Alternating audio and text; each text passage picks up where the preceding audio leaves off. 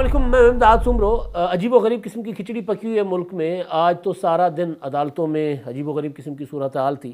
इमरान खान साहब ने एक फ़्रॉड किया अदालत के साथ, अदालत को गुस्सा है, ज़मानत लेने गए हैं अदालत से और अदालत में पेश नहीं हो रहे और कह रहे हैं कि जी मैं पेश नहीं हो सकता, मैं बीमार हूँ, अलील हूँ। और दूसरी तरफ कुछ ऐसे मामला चल रहे हैं जिससे यूँ लग रहा है कि जैसे इमरान खान साहब को हर सूरत कोई ना कोई फेवर देने का जो है वो की कोशिश हो रही है। क्योंकि मामला था एक तबादले का, और तबादले के मामले में बग़ैर किसी खुद नोटिस के सुप्रीम कोर्ट ऑफ पाकिस्तान ने इलेक्शन, पंजाब का इलेक्शन, वो मामला छेड़ लिया कि लाहौर हाई कोर्ट के हुक्म पर अमल क्यों नहीं हो रहा। चीफ इलेक्शन कमिश्नर को बुलाया हुआ था तबादले के मामले पर। और एक और बड़ी दिलचस्प खबर सोशल मीडिया पर गर्दिश कर रही है, वो खबर है जनरल फैज़ हमीद साहब के पटवारी भाई की, बल्कि नायब तहसीलदार भाई की, नायब तहसीलदार चकवाल के। और वो कहते थे कि जब पटवारी हुआ करते थे तब भी वो इस तरह चलते थे वहाँ चकवाल में जिस तरह वो डिप्टी कमिश्नर हो, बल्कि डिप्टी कमिश्नर के अफसर लगे हुए थे वो ऊपर। नजब हमीद साहब, उनको मिसकंडक्ट की वजह से मुअत्तल कर दिया गया है और उनको जो कमिश्नर हैं रावलपिंडी के, उन्होंने तलब कर लिया है। ये वक्त तो आना था, जाहिर है। कहते हैं कभी के दिन बड़े कभी की रातें, और सिंधी में कहते हैं कदम भरिए में कदम भाकुर में, तो ये तो सूरत हाल होनी थी। अब एक वक्त था जनरल फैज़ हमीद साहब की वजह से उनके आसपास के लोग जो मर्ज़ी करते फिरते थे तो कोई नहीं पूछता था। फैज़ हमीद साहब हुकूमतें बनाते, हुकूमतें गिराते थे। फैज़ हमीद साहब सुप्रीम कोर्ट ऑफ पाकिस्तान से इमरान खान साहब को सादिक और अमीन का सर्टिफिकेट दिलवाते थे। फैज़ हमीद साहब नवाज शरीफ, जो मुल्क के पॉपुलर तरीन पॉलिटिकल लीडर थे उस वक्त के, उनको नाअहल करवा रहे थे, उनको जेल भिजवा रहे थे, उनकी बेटी को हथकड़ियाँ लगवा रहे थे उनके सामने से। फैज़ हमीद साहब फरियाल तालपुर को आधी रात अस्पताल से उठवा लेते थे, गिरफ़्तार करवा देते थे। एक वक्त वो था। अब एक वक्त ये है कि रिटायरमेंट क्या हो गई कि फैज़ हमीद साहब जो है वो, उनके भाई बेचारे मुसीबत में आ गए। अब उनको मुअत्तल भी कर दिया गया है, तलब भी कर दिया गया है, और मामला पता नहीं कहाँ होगा। रिटायरमेंट से मुझे याद आया, जो अजीब व गरीब किस्म की खिचड़ी पकी हुई है ना, उसमें इमरान खान साहब ने ख़त लिखा है सदर ममलिकत को, आरिफ अलवी साहब को, और ख़त में उन्होंने मुतालबा किया है कि बतौर सुप्रीम कमांडर आप उन एतराफ़ात की, उन इंकशाफात की तहकीकात करवाएं जो कमर जावेद बाजवा साहब ने किए हैं। उन्होंने एतराफ़ किया है कि जी हमने हुकूमत इमरान खान साहब की गिराई है जावेद चौधरी साहब के साथ इंटरव्यू में, और हम का मतलब क्या है, इमरान खान साहब कह रहे हैं इस लफ्ज़ की तहकीकात की जाए। हम का मतलब, अगर लफ्ज़ की तहकीकात होगी तो फिर इमरान खान साहब आपको कपड़े बेचने पड़ जाएंगे, आप फिर पूरे नहीं आएंगे। आपके अल्फाज पर अगर जाएं तो या तो आप कल ठीक कह रहे थे, आप आज ठीक कह रहे हैं, और दूसरा ये इमरान खान साहब कह रहे हैं कि जी बाजवा साहब ने एतराफ़ किया है कि उन्होंने वज़ीर आज़म के फ़ोन टेप करवाए थे, तो उसकी भी तहकीकात होनी चाहिए और सुप्रीम कमांडर के तौर पर आप इस पर एक्शन लें। सवाल ये है, वही मैंने कहा ना कि अगर अल्फाज के ऊपर जाएंगे तो कप्तान आपको तो बल्ले भी बेचने पड़ेंगे कभी कहीं, अगर आपने बचा कर रखे होंगे। वैसे तो हर चीज़ बेच दी होगी, घड़ियाँ बेच दी, हीरे जवाहरात बेच लिए, क्रिकेट में भी जो कुछ मिल रहा था वो बेच रहे थे इमरान खान साहब। एक एक चीज़ इमरान खान साहब की फॉर सेल होती है, तो इमरान खान साहब ने बेच दिया होगा। तो खान साहब, अगर ये जो था ना कि बाजवा साहब जो कह रहे हैं कि जी मेरा फ़ोन उन्होंने टेप किया है या मुझे रिकॉर्ड करते थे वो, तो उसकी तहकीकात होनी चाहिए। तो फिर आपके अपने इंटरव्यूज़ हैं कि जी मैंने खुद कहा है कि जी मुझे रिकॉर्ड करो, मैंने खुद कहा है कि जी जब तक मैं मुझे ISI और फ़ौज मेरे अपना जासूसी नहीं करेगी, मेरे फ़ोन टेप नहीं करेगी, तो मुझे सिक्योर कैसे कर पाएगी। अमेरिका में भी होता है, वहाँ पर भी पेंटागन जो है वहाँ वाशिंगटन वो जो है वाइट हाउस उसको अपना बग करता है, तो ये कोई मसला नहीं है, करे जी करे। ये इमरान खान साहब खुद कहा हुआ था। तो अब वो ख़त लिख के इसकी तहकीकात करवाना चाहते हैं। सदर ममलिकत आरिफ अलवी साहब भी बेचारे नहीं कर सकते। अब अलवी साहब के बस से बात बाहर चली गई हुई है। अलवी साहब अगर बस होते बेचारे किसी पोजीशन पर, तो तारीख दे देते इंतखाबात की पंजाब की। फिर सुप्रीम कोर्ट को गुलाम मोहम्मद डोगर जो CCPO लाहौर थे जिनका तबादला हुआ, उनके तबादले के ख़िलाफ़ पिटीशन जो है, उस पिटीशन में ना बुलाना पड़ता चीफ इलेक्शन कमिश्नर को। और बुलाने का मकसद नज़र आ रहा है कि बुलाया गया बेसिकली उस तबादले के ऊपर, और तबादले के ऊपर बुलाकर सवाल उठाया गया कि जी आप इंतखाबात क्यों नहीं करवा रहे। अब उनसे जवाब मांगा गया कल आकर तफसील से बता दें आप, यानी कोई मुद्दा सुप्रीम कोर्ट के सामने नहीं है। लाहौर हाई कोर्ट ने ऑर्डर किया था 10 फरवरी को, और लाहौर हाई कोर्ट में फिर उसके ऊपर गई अपना तौहीन अदालत की दरख्वास्त, और लाहौर हाई कोर्ट से कहा गया कि जी उन्होंने तारीख नहीं दी इलेक्शन कमीशन ने और गवर्नर ने, तो आप तो इन अदालत के नोटिस करें। तो लाहौर हाई कोर्ट ने दरख्वास्त गुजार की सरजनिश करके कहा कि अभी तो वक्त पड़ा हुआ है।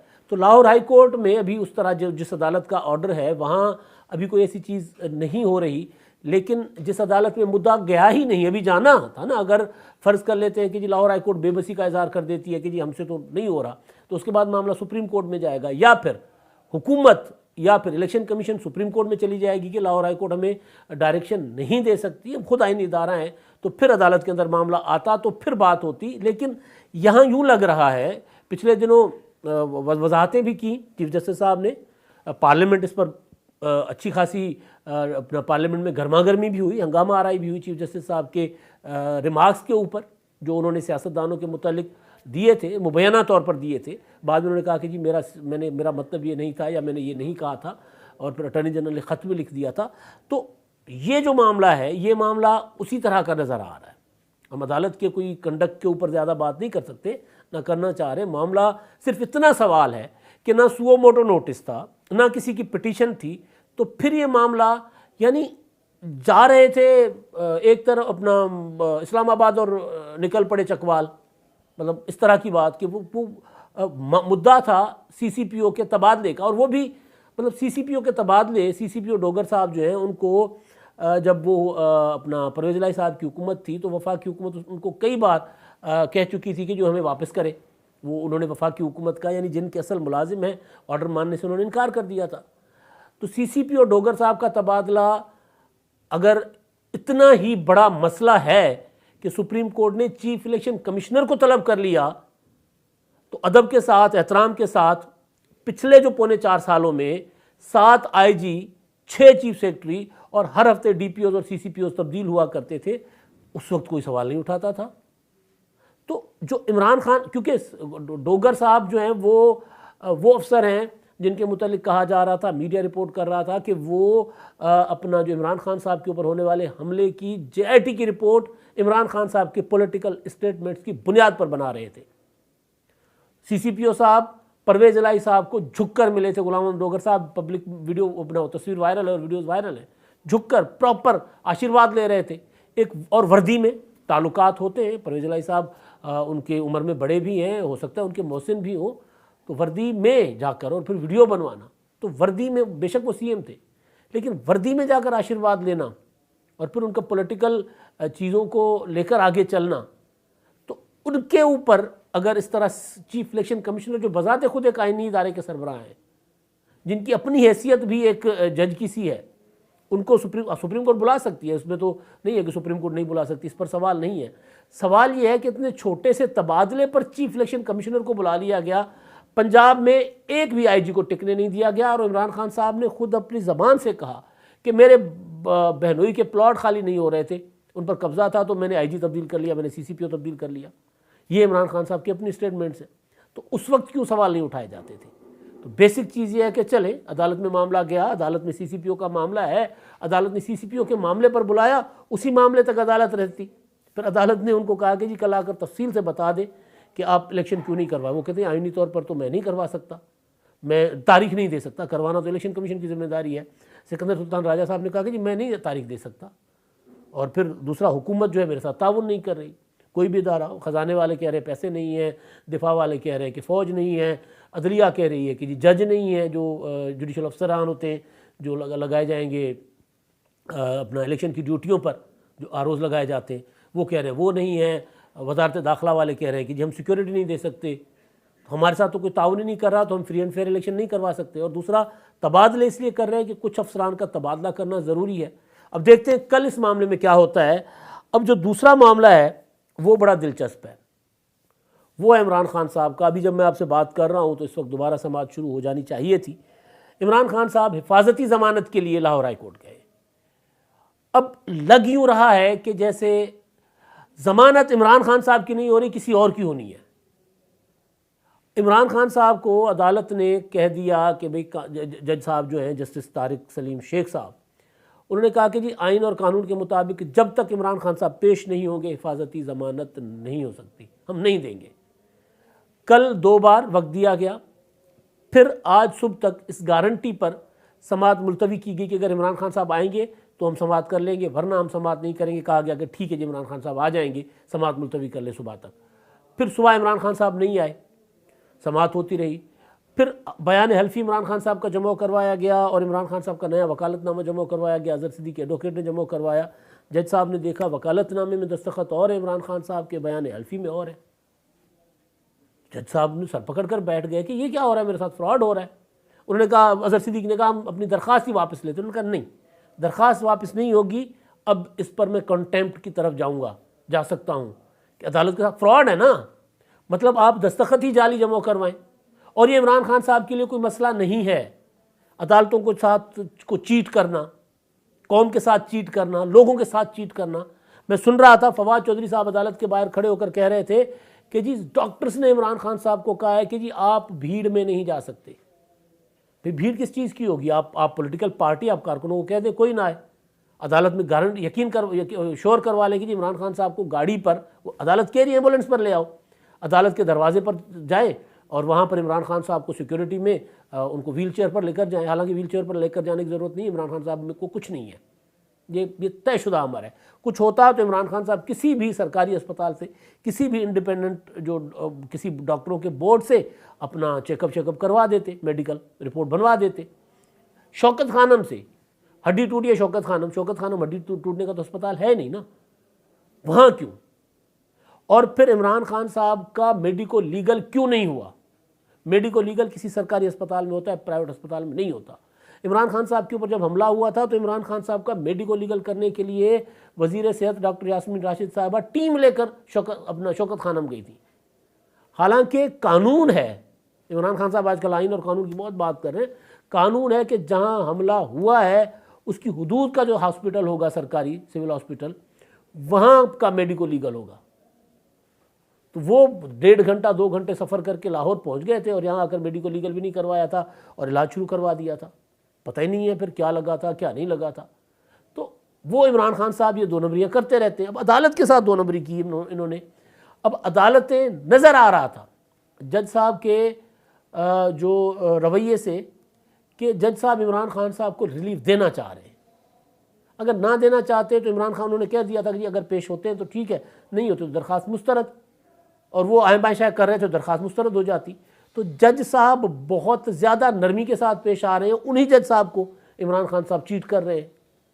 और वो जब पकड़ी गई तो कहा नहीं हमें दरख्वास्तें वापस दे दो। तो ये सारे जो है ना मामलात इमरान खान साहब चला रहे हैं और उसमें ज़ाहिर है दिन वो नहीं रहे वो कि अभी तक इमरान खान साहब के लिए अदालतों में जितना इमरान खान साहब को रिलीफ मिल रहा है पाकिस्तान की तारीख में शायद किसी को मिला हो। पीपल्स पार्टी वाले कहा करते थे शरीफ कोर्ट्स इफ्तिखार चौधरी साहब के ज़माने में, उससे पहले मोहतरमा बेनज़ीर भुट्टो शहीद जो है नवाज शरीफ साहब के दौर में कैंगरू कोर्ट्स का लफ्ज़ इस्तेमाल किया करती थी अदालतों के लिए, जिसमें मलिक कयूम की अदालत और इस तरह की अदालतें थी। जो अपना मोहतरमा बेनज़ीर भुट्टो शहीद को जिन्होंने नायल किया था, आसिफ ज़रदारी साहब को जेलों में रखा हुआ था, ज़मानतें नहीं लेती थी वो। लेकिन उस दौर में भी नवाज शरीफ वगैरह को इस तरह रिलीफ नहीं मिलता था, वो तरीके से चलते थे। यहाँ तो मतलब इस तरह रिलीफ के वो आज मैं सुन रहा था मुस्लिम लीग नून ने भी अब ज़ाहिर है काम कम चुका हुआ भाई, उन्होंने भी फैसला किया था कि अदालतों के ऊपर हमने प्रेशर डालना है ताकि इमरान खान साहब को जो मिलने वाला रिलीफ है कहीं तो रुके। और ज़ाहिर रिलीफ तो मिलना चाहिए इमरान खान साहब को। इलेक्शन का जो मामला है जो सुप्रीम कोर्ट में, तो उसमें एक उसूली बात मैं वजाहत अपनी ज़रूर कर लूँ कि उसूली तौर पर तो मैं इस मौक़िफ़ का, बल्कि मौक़िफ़ तो है नहीं, सीधा सीधा आइन है, आइन कहता है 90 दिन में इंतखाबात तो होने चाहिए, इसमें कोई दूसरी राय नहीं है। मगर अब वो जो सुप्रीम कोर्ट अचानक किसी मुकदमे में चलते चलते उस मुकदमे में चली गई है, तो वो मैं सिर्फ उस पर बात कर रहा था। तो उसूली तौर पर तो इमरान खान साहब के ऊपर अगर कोई मुकदमा साबित होता है तो उसमें इमरान खान साहब को सज़ा देकर जेल भेज दें, नहीं साबित होता तो ये जो बार बार मुकदमात बनाना ये कोई अच्छी चीज़ नहीं है। लेकिन अब अगर इमरान खान साहब अदालतों से रिलीफ ले रहे हैं तो फिर अदालतों के सामने पेश होना ज़रूरी है। ये नहीं है अब हो ये रहा है कि जी एक भी, अब आज शेख रशीद साहब की ज़मानत भी हो गई है, एक भी पीटीआई या इमरान खान साहब के जो साथी थे उनमें से एक भी 1 महीने से ज़्यादा, 1 महीना तो खैर किसी को हुआ ही नहीं ना, कोई 2 रोज़ के 4 रोज़, कोई 1 हफ़्ता मैक्सिमम जेल काटी उसने शहबाज गिल साहब ने। अब जिसको आजकल पीटीआई वाले मुंह नहीं लगा रहे बेचारे को, वो फिरते हैं मीर खार, कोई पूछता नहीं, कभी इधर बेचारे, कभी इधर, कभी ट्वीट कर रहे होते, कभी कुछ।